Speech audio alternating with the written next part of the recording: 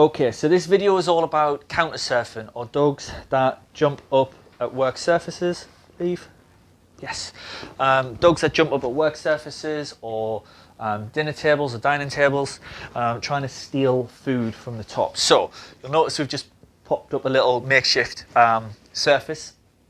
We've also put a tray full of treats on the top there. Now, Doug clearly knows there's food up there, and I know that Doug clearly knows there's food up there. So my job is to teach him that that area is not very interesting, which is really tricky in the early stages. So my job is to reward any of this behaviour. So if he sits calmly, knowing full well that there's food there, perfect. Yes. If he stands, good stuff happens. If he lies down, good stuff happens. If he looks in that general direction calmly, good stuff happens. Now you'll notice we've got the lead on at this point, and that is just to help him out a little bit, at this stage. Now all these behaviours that he's offering are good because he's doing it around there, and just because he isn't paying attention to that food source, don't assume he isn't interested in it, all right? Because dogs are crafty. They'll pretend like they're not interested in something. 2 seconds later, they're up on the surface trying to get it. So anything that, he does, and bearing in mind we've just been doing some choice training, which is exactly what we're looking for here. Yes, any good stuff that he does, he gets the reward. And what we're generally doing is just gradually moving towards the item, or the surface with the item on it. Yes, and any calm behaviour that he offers, he's rewarded. And we just keep moving towards, and he keeps being reinforced for this area. So what we're trying to teach him is that this area on the ground now is way more interesting, than the area or item on the top. Now, if he was to jump up and try and get that item, all I'm going to do is just slide it back. I don't yell at him, I don't shout, I don't say anything, I just move that item back. What will happen is he'll get bored of staying up there, he'll get back down, and then my reinforcement starts again. Now that should hopefully be less likely to happen because of the fact that we have reinforced this environment really quite heavily. And the idea of not asking him to do something is because if you're not in the room, then you aren't going to have the option to ask the dog to do anything anyway. So you may as well get it, on a choice. So you may as well have the dog choose not to jump up, because if you're not around, we still want the dogs to perform the desired behaviour, which is not jump. So if we've trained it without telling the dogs, as in speaking to the dogs, then we should hopefully find we'll get more success when you're not around and you're not in the room. So I'm just going to walk around with this pot now just to get his interest. And then we're going to just put it up on the top there. And if he doesn't choose to go over and try and jump up and get it, he gets the reward. Where's that gone? Find it. Who's sat on it?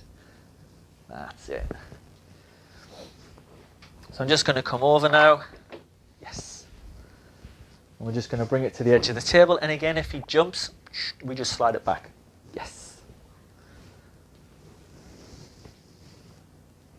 Now, before we started filming, Dutch was wild. He was coming in and he was jumping up on everything. So this is brilliant. This is really good.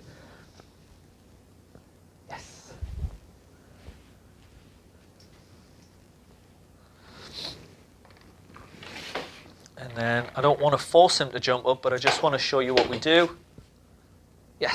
If he does jump up. So again, I didn't really want to force him to jump up because he was doing really well, but just for the purpose of the video, the fact that he jumped up means the food goes further away. So actually it's a punishment in itself, because the more he jumps, the more he pushes the food away. As soon as he gets back down, the reinforcement starts again. And it's really valuable that the dog has the two sides of the story of what's not going to gain reward, or what's something that you don't want to see, and what does get rewarded, or what you do want to see as well. So I'm going to move him around a little bit, and then I'm going to do the same thing. And I'm just going to put that up there.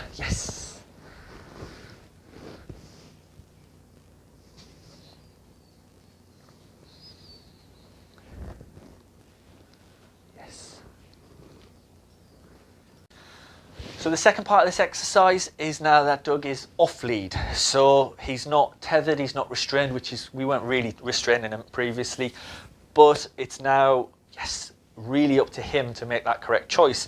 And my timings need to improve slightly as well. So if my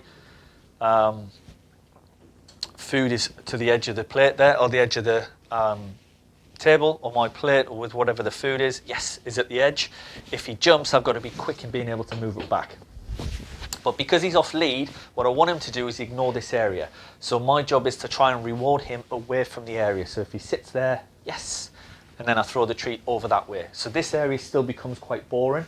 This area starts to become really interesting for him as well. And I'm going to put a couple of bits up there just to see if we can add a bit of a distraction for him there. Yes. Oh, he's gone off and got a piece of food. That's good.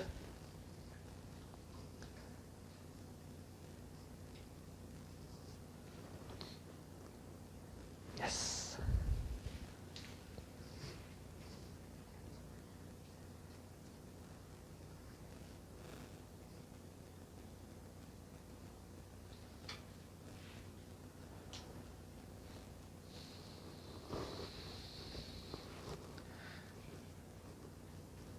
Yes.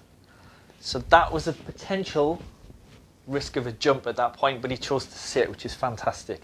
He knows there's food here as well. Yes. But he's choosing to sit with me, or just sit generally, rather than try and mug the surface, because that, he might only get one tiny crumb if he does try and jump up. But actually, yes, being there on the floor, he's had a really high rate of reinforcement at that point.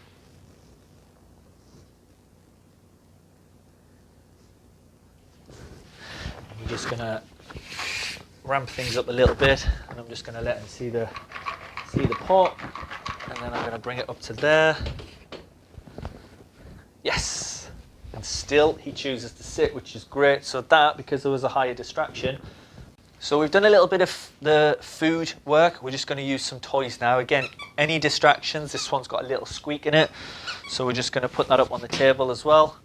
A couple of toys up there. So this is for the times when you just want the dogs to wind down, switch off. Yes, and if he does, mark and then reward.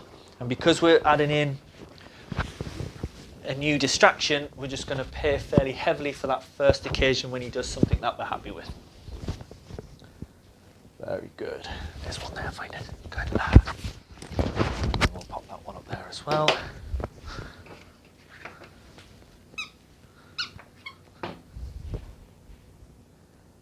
Yes.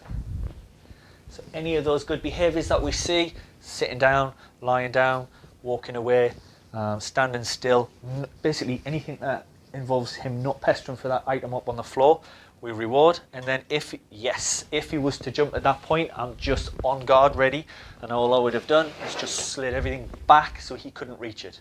Now what will happen is he'll stay up there for another few seconds. Then he'll get bored because he can't access the food, he'll jump back down again, and my reinforcement starts instantly after that. Okay, so we're going to up the ante even further now. We're going to use some dried cow's lung, which is a really strong smelling treat that we use for dogs who lack concentration. So what we're going to work on is I'm going to let dogs see this. Obviously not going to try and let them eat it, but I'm going to let them get interested in it, and then I'm going to leave it there. Yes, and then any calm behaviour that he offers, I'm going to mark and reward. And again, I'm just going to have to be mindful that if I see him about to jump, I'll just slide that to the back. Yes. So what we're trying to teach him is that as soon as something goes up on the shelf or up on a work surface or up on a countertop, it's out of bounds, and we don't want the dogs to jump up, but we do have to reinforce other behaviours, which for us is calm behaviours like this. Well done, find it. Where's it gone? Find it. It's here. There. Good lad. So again, just going to let him see that little piece of food, and then I'm just going to put it to there, and we'll see what he does. So I'll move it, and I'll wait. Yes. As soon as those two front paws land, yes, and treat away from here. Now, we don't want to teach the dog to jump to get down to get the food. So at that point, I'm going to reward more heavily for now staying on the ground. So I don't wait until he, yes, runs back towards the work surface. I capture this bit now, yes. So instead of waiting for a sit, I'm actually really heavily, yes, reinforcing the stand, because I don't want it to get into a sequence where he jumps, gets down, gets the food, yes. But I do want to teach him that if he does jump, he's not going to get anything. When he gets back down, good things happen, yes. And then he's got the option now of thinking, actually, that wasn't very valuable. I didn't get anything for that, but I did get lots of reinforcement, yes, when I was here.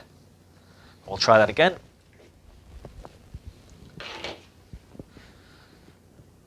Yes, and he makes the right choice this time, which is perfect. And because that's a high distraction, I've rewarded slightly higher value treats, or a larger amount of food at that point as well. Let's give it one more try, where we just make it a little bit more inviting for him.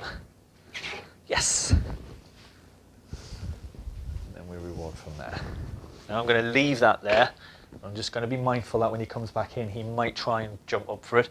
If he doesn't, he gets all that reinforcement like what we've just been shown.